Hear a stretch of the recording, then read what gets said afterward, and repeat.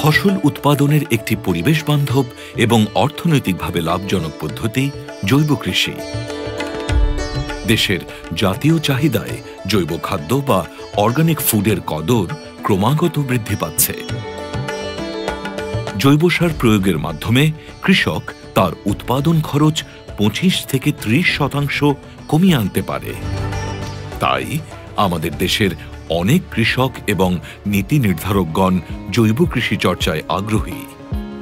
বাংলাদেশের মাটি ও জলবায়ু উপযোগী উচ্চ পুষ্টি এবং অণুজীব সমৃদ্ধ বায়োলজিক্যালি অ্যাক্টিভ অর্গানিক ফার্টিলাইজার বায়োফার সার জৈব কৃষি চর্চায় নতুন সংযোজন।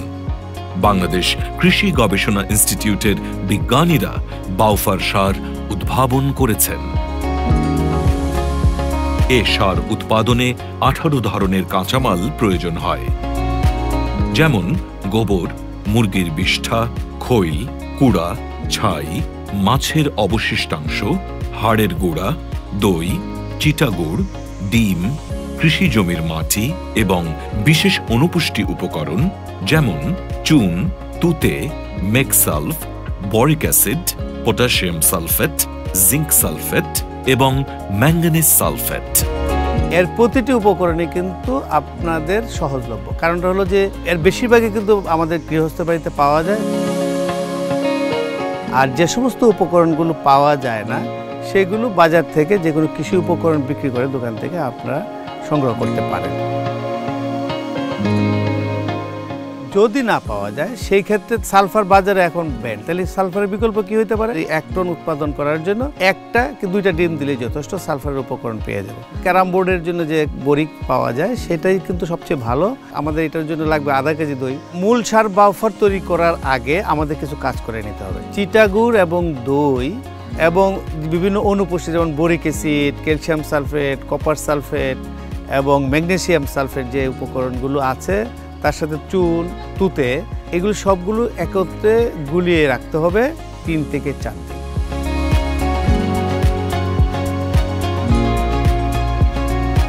এবং পরবর্তী পর্যায়ে যখন আমরা মূল সারটা তৈরি করব, এই তরলটা আমরা ওই মূল সারের উপরে ছিটিয়ে দেব।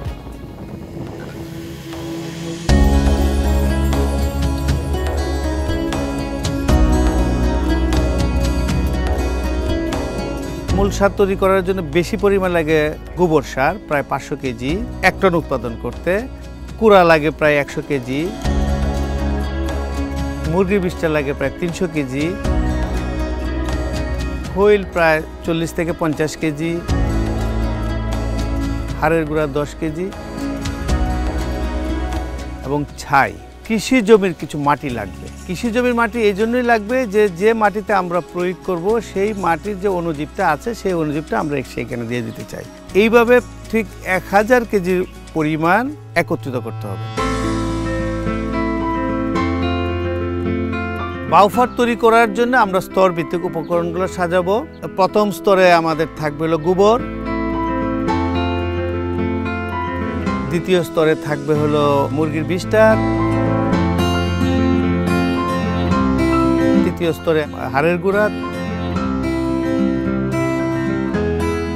চতুর্থ স্তরে খৈল এবং পঞ্চম স্তরে ছাই।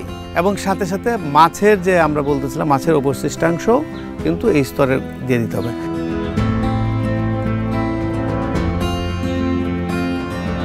এই স্তরটা কমপ্লিট হওয়ার পর কৃষি জমির যে মাটি নিয়ে এসে দিয়ে দিতে হবে। এই মাটিতে লক্ষ লক্ষ অণুজীব আছে, এই অণুজীবগুলো আমরা বাড়াবো। এখানে দেওয়ার উদ্দেশ্য হলো বাড়বে, এটার ভিতরে কিন্তু অণুজীব আছে, এটা ভেঙে এইভাবে দিয়ে দিব। 2-3 দিন আগে যে লিকুইডটা তৈরি করলাম প্রতি স্তরে আমাদের দিয়ে দিতে হবে। নাইট্রোজেন সার দিলে পরে গাছ সবুজ হয়ে যায় না, পুরাটাও কিন্তু এই কাজটাই করে।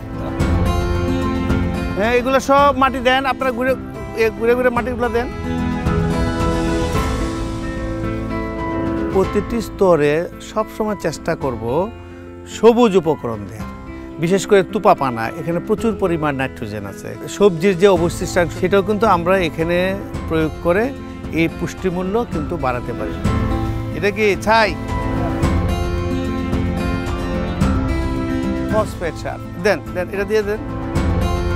আরেকজন বালতি দিয়ে পানি দেন। বাকি যে গোবরটা আছে দিয়ে দেন।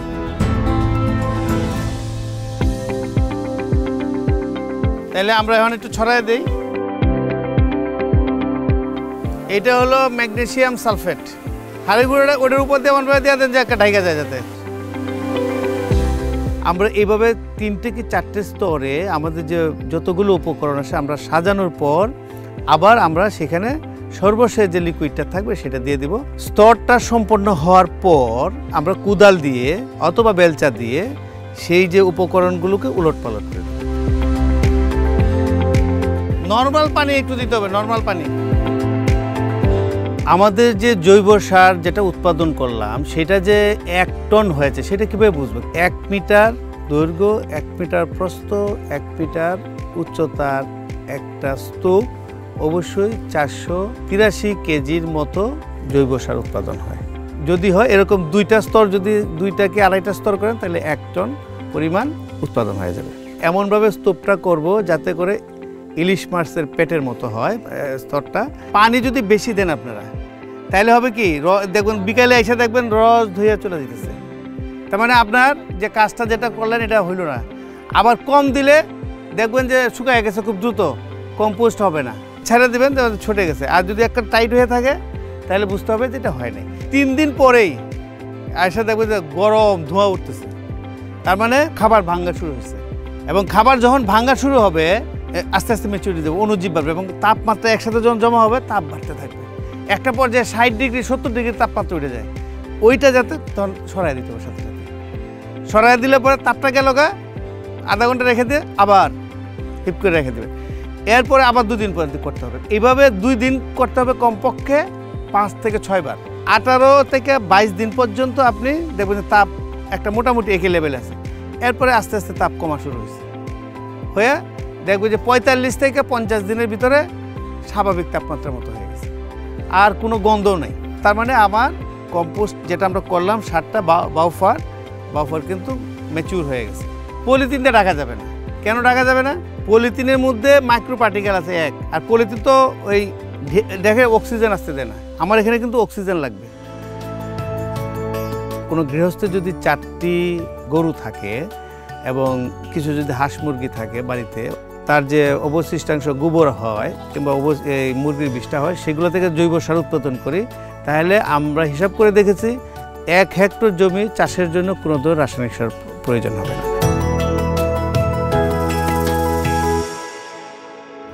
বাউফারটি উদ্ভাবন করেছে বাংলাদেশ কৃষি গবেষণা ইনস্টিটিউটের সবজি বিভাগ।